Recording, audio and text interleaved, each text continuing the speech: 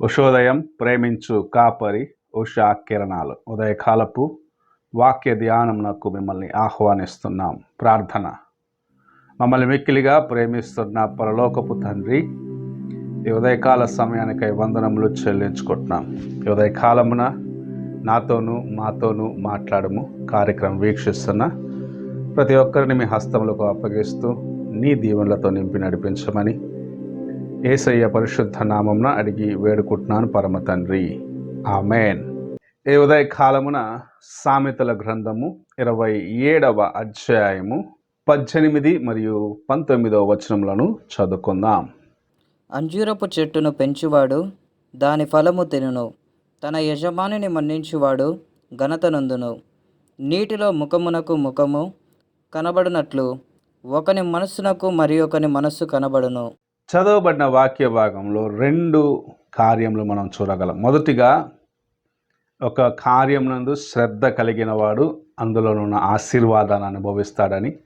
రెండవది, మనుషుని యొక్క హృదయము ఎలాంటిది, లేకుండా మనుషుని యొక్క స్వభావము ఎలాంటిది అని గుర్తించే కార్యమును మనం చూస్తున్నాం. మొదటి భాగంలో మనం చూసినట్లయితే, ఒక వ్యక్తి తన యొక్క యజమానుని కోసం ఎదురు చూసేవాడిగా ఉన్నట్లయితే యజమానుని చేత ఘనపరచబడతాడు, హెచ్చించబడతాడన్న కార్యంను చూస్తున్నాం. మరి అది మాత్రమే కాదు, ఒక అంజూరపు చెట్టును జాగ్రత్తగా చూసుకునేవాడు, దానికి తగిన సమయంలో అవసరమైన నీటి వసతిని ఇస్తూ, కావాల్సిన ఎరువు వేస్తూ ఆ చెట్టును కాపాడుకునే వ్యక్తి ఆ చెట్టు యొక్క ఫలములను తింటాడు అన్న కార్యంను చూడగలడు, అక్కడ అనుభవిస్తాడన్న కార్యంను చూస్తున్నాం.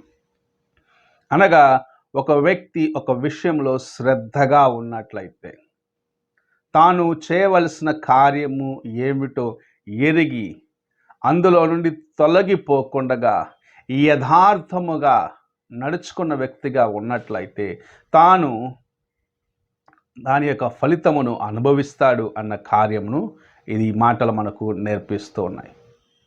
ఎవడు చూస్తున్నాడులే అనుకొని ఇష్టానుసారముగా జీవించే వ్యక్తి తన యొక్క హృదయమును కాపాడుకొనకుండగా, తాను చేయుచున్న పాప కార్యములను మానుకొనకుండగా, బయటకి ఒకటిగా లోపల మరి ఒక జీవితమును జీవించే వ్యక్తి తాను చేసిన కార్యములకు ఒక దినమున ఫలితమును అనుభవించవలసిన వ్యక్తిగా ఉన్నాడు. అయితే తన హృదయమును పరిశుద్ధముగా కాపాడుకుంటూ, పాపమునకు దూరముగా ఉంటూ, దేవుని వాక్యమునకు భయపడిన వ్యక్తిగా, ప్రార్థనలో దేవుని కొరకు ఎదురు చూస్తున్న వ్యక్తి ఆయన యొక్క కృపను అనుభవిస్తాడని దేవుని యొక్క వాక్యం సెలవిస్తూ ఉన్నది. నీవు ఎలాగూ నీ యొక్క చెట్టును, అనగా నీ జీవితమును నీవు కాపాడుకుంటున్నావు, నీవు దేవుని యొక్క కృపను సంపాదించుకునేదానికి నీ జీవితను ఎలాగూ దేవుని సన్నిధిలో కాపాడుకుంటున్నావు అనేది ఒక ప్రశ్నగా ఉన్నది. నీవు నీ యజమానుడైన యేసు ప్రభు వచ్చేంత వరకు నీ హృదయమును జాగ్రత్తగా కాపాడుకుంటూ దేవుని కొరకు నమ్మకముగా నిలిచి ఉన్నట్లయితే ఆయన అనుగ్రహించే ఆశీర్వాదములను నీ జీవితంలో నీవు పొందుకొనగలవు. నీవు ఆయన కృప కొరకు ఎదురు చూడకుండా నీకు తోచిన రీతిగా నీవు ఎవరు నన్ను చూస్తున్నారులే అని ఇష్టానుసారముగా జీవించినట్లయితే ఒక దినము రాక తప్పదు, ఆయన నిన్ను లెక్క అడిగే దినమున. ఆ దినమున నీవు ఆయన ముందు ఎలాంటి హృదయంతో నిలబడి ఉంటావో ఒక్కసారి నీ హృదయాన్ని పరీక్షించుకోవాలి. అందుకే మనుషుని యొక్క ముఖము ఎలాగు నీటిలో తేటగా కనపొస్తుందో, మనుషుని యొక్క స్వభావము ఏమిటో అనేది అతని యొక్క ప్రవర్తనలో మనము కనుగొనగలమని దేవుని యొక్క వాక్యం మనకు నేర్పిస్తూ ఉన్నది. ఒక వ్యక్తి తన యొక్క కార్యములు ఎంతగా రహస్యముగా చేసుకోవాలన్నా సరే, తన యొక్క ముఖ కవలికల ద్వారాగా అనేకులు అతనిని గుర్తిస్తూ ఉంటారు. అతను చేసే కార్యముల వల్ల తను ఎవరో అని జనులు గుర్తిస్తూ ఉంటారు. అతని యొక్క స్వభావం ఏంటో జనులు గుర్తిస్తారు. అతడు ఎలాగూ దేవుని సన్నిధిలో ఉన్నాడో అని జనులు గుర్తిస్తారు.